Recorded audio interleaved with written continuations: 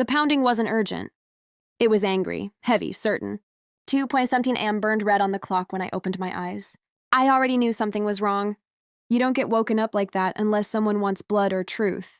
Sometimes both. When I opened the door, a stranger stood there, breathing hard, fists clenched, eyes wild with ownership. He said her name like it was his right to say it. He asked where his girlfriend was. He was looking for my wife. I didn't flinch. I didn't raise my voice. I just studied him. The rage, the confidence, the certainty that she belonged to him. That told me everything before he did. I let him talk. Men always do when they think they've been wronged. He said she hadn't come home. Said she stopped answering. Said she was probably with me. The irony almost made me laugh. I told him the truth, calmly, precisely. I told him she hadn't been my wife for weeks. Not really. Not in the ways that mattered. His face shifted. Confusion first, then fear. That was when I knew the plan had worked. I met her when life was simple. Or maybe I was. She laughed easily back then. Trusted easily, too. We built routines, mornings, dinners, shared futures. I believed in the quiet kind of love. The kind that doesn't announce itself. Trust came naturally. That's what made it dangerous. The changes didn't arrive loudly. They never do. Longer showers. New passwords. A phone angled away from me like a secret. I didn't accuse. I observed. Betrayal leaves patterns the way criminals leave fingerprints. You just have to stop looking away. I noticed her stories didn't line up.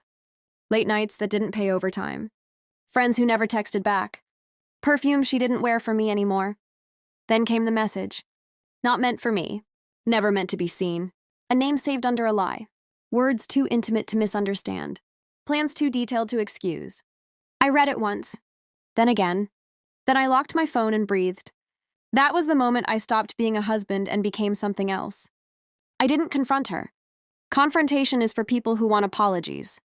I wanted outcomes. I started documenting. Screenshots, bank transfers, hotel receipts buried in statements she assumed I never checked.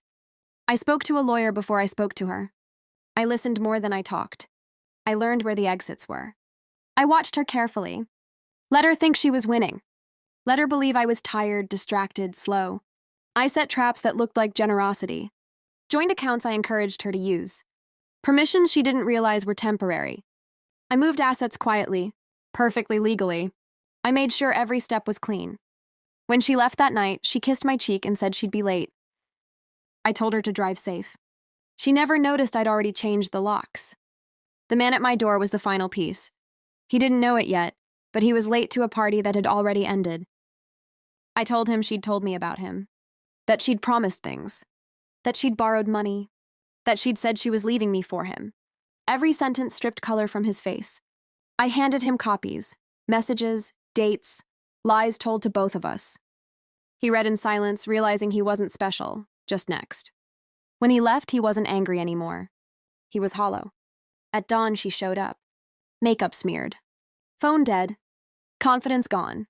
She tried the door, then knocked, then screamed my name like it still belonged to her. I opened it just enough to speak. I told her the accounts were frozen. The divorce filed. The evidence submitted. I told her she could contact my lawyer, not me. She cried. She apologized. She threatened. In that order. None of it moved me. The police came later. Noise complaint. I explained calmly. Showed paperwork. They nodded, left. She sat on the steps, realizing the life she thought she controlled had already been taken apart, brick by brick. Now, hours later, the house is quiet. The kind of quiet that feels earned. I sit alone, not broken, not angry, just clear. People think revenge is explosive, loud, messy. They're wrong. Real revenge is patient. It's silent. It lets the guilty destroy themselves while you hold the door open and step aside. I didn't raise my voice. I didn't beg. I didn't lose control.